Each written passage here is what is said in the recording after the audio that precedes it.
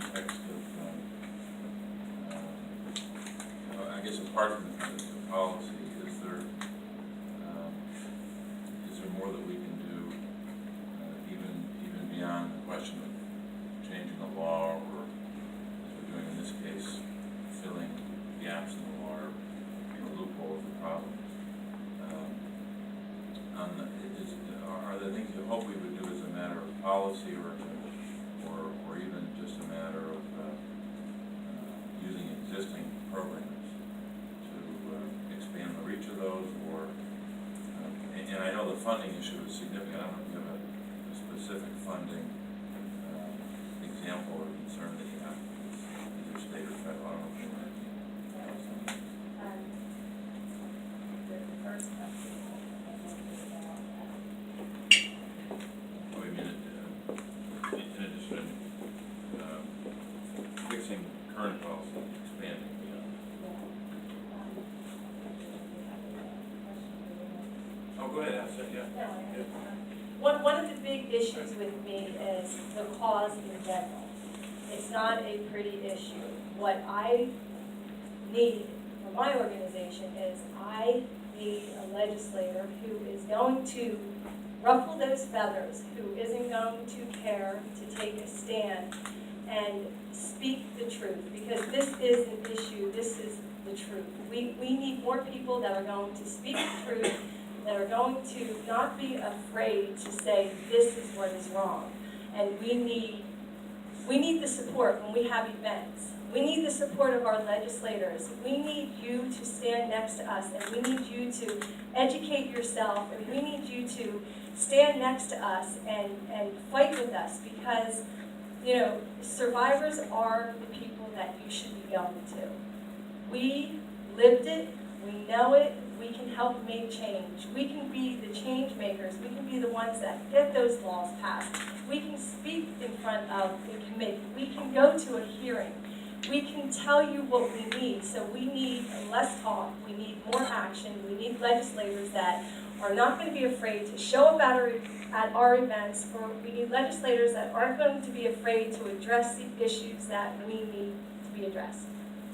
And I guess part of that is you, and this is true of a number of organizations, you don't solely rely upon either federal or state revenue stream. You have to raise money beyond that. So you're talking about going to events, and supporting events in the community.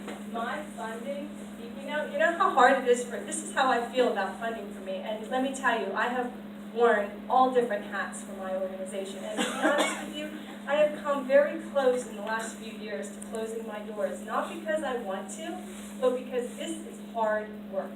This is hard work. I go to court with women. I'm their attorney. I'm a layperson. I'm an advocate. I am book learned. I learned everything, and I have the passion to stand. And I can tell you that we have won almost every single case where I defended a woman against an attorney. But you know what? I don't want to have to do that, but I do it because I don't have the funding. We operated most recently on a $50,000 a year budget. And if you Google our work and see what we have done amazing things. Now, I'm not getting this federal money. I'm not getting a lot of money because I don't have time to sit down and desk and write grants. So, yeah, I'm asking for you, maybe, somebody, to come in and look at the work that we do. And let's collaborate. Let's partner with other bigger organizations. And let's do something and get the bigger money in. And let somebody like myself, because I'm very, very frugal with the way I spend our money, because I don't want to waste money on programs that are not working. So, yes, we have a little event coming up in October, but I've given up asking for help and for people to come out and speak against the issue. Educate yourselves, know what we're doing, come out and support us. Give us a half hour of your time.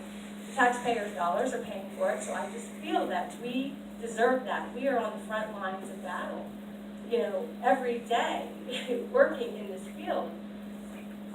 You want to get support. When's that event? October 23rd. And I believe you have an event coming up as well. October 20th, yes, and yes, we definitely. Yeah, There we with us. need this to be important to you, and and the victims, you know, a lot of us we haven't really given up, but we have lost a lot of hope. You know, when I go into the court system and I'm seeing what's going on, we're seeing plea deal after plea deal after plea deal. You know, how is the victim supposed to feel good about going into the courtroom? How are we going to fix that? There's so many fixes that, you know, we could go, you know, go on for days here.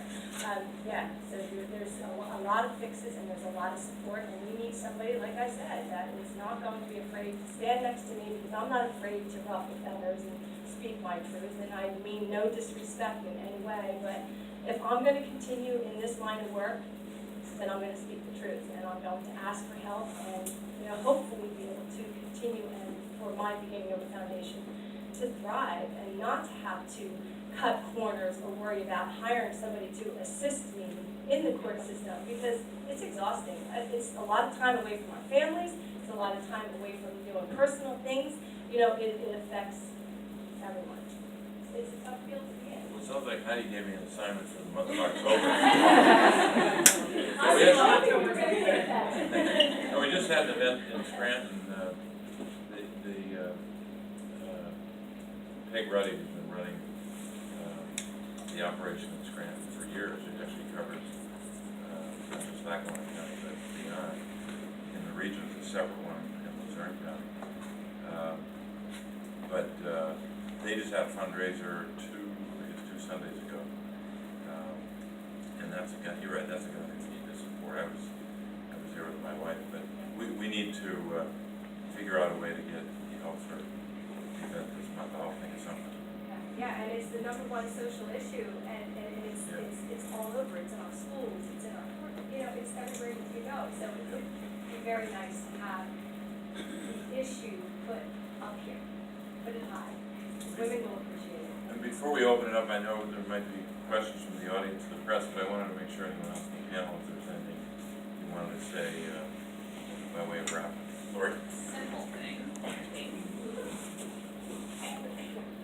And again, to piggyback, there is so much, I mean, numbers are staggering, so I hope that people walked away today with that sense that you know people. I mean, you guarantee, and as he said, whether or not you know someone who right now is in an abusive relationship, you know people who were raised in abusive homes, so you have friends who have either experienced it, have been living it, as a child, as an adult, so I guarantee you do. I mean, and think about how much that shapes everything that we do. So, again, for me, I am all about enough. I absolutely agree. The timing is great for me to try to turn point in hearing about the support of people like you, because again, I think for me it's about let's make noise. I mean, that's the whole theme of our rally this year, and absolutely we want to give people bold words. But let's get a little attention, because it's been so quiet.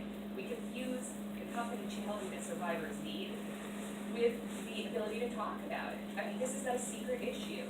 People to keep their lives safe sometimes have to be quiet, but we can't confuse that as professionals. So that's not right. But I would say that there is one of the things I think legislatively in terms of money that has been extremely helpful to all victim services across the United States. It's been the Crime Victims Fund, which again is comprised of fines and penalties paid by federal offenders. This is not taxpayer money, because like you, I'm offended if you know we rely on government subsidy to deal with this. It's a community issue, and the community's been very supportive. I never think the community's been a turning point. But again, we need this sort of multi-systemic approach. So one of the things that happened, 20 years ago, I was part of efforts to try and educate Congress on releasing the cap. They were sort of being somewhat patriarchal in that, well, there's a whole lot of money there, so we're not going to release it to the states in total because we don't know how well they're going to use it. Last year, finally, after 20 years of efforts, that was released. It was doing great things already in Pennsylvania.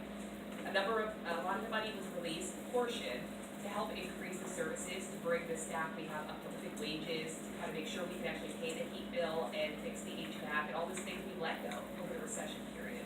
Our staff has gone from over 50 to 30 during the recessionary period. That is a direct decrease in what we can provide to our community. Over 2 counties, 300,000 people. By releasing the cap, though, what we chose to do at Turning Point was not to directly apply for it.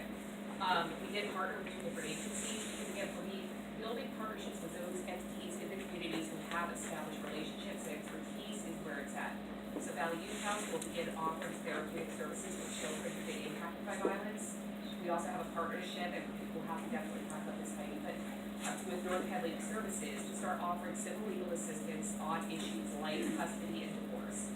because it's something they've not been able to do, and they're limited through their decreasing funding on what income level people can have. So this would be open to people of any income, because it's supported with a crime business fund. And I think that is a wonderful use of those dollars. So I would advocate that on a yearly basis, we continue to release those funds as a cost of Congress, anything additionally. It's sort of a little step to encourage those partnerships and make sure we can